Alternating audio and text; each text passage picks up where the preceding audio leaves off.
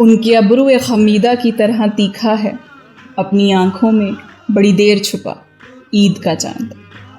ساغر صدیقی صاحب کے شعر میں انہوں نے محبوب کے ابرو کو عید کے چاند کے ساتھ کمپیئر کیا ہے، اور وہ یہ کہتے ہیں کہ عید کا چاند بھی ان کے محبوب کے ابرو کی طرح ہی تیکھا ہے۔ ابرو، دی آئی بروز۔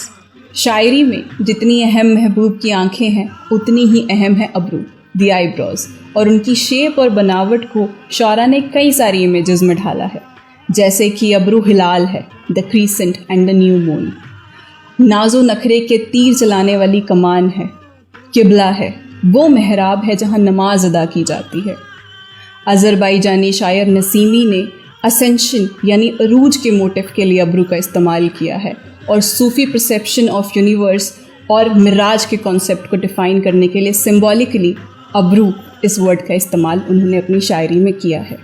وہ یہ کہتے ہیں کہ قابہ قوسن کے اشاروں کو کوئی نہ سمجھ پاتا اگر اس ماہ بدر کے ابرو نہ دیکھے ہوتے، اور ابرو کو آپ آبرو سے کنفیوز مت کریے گا۔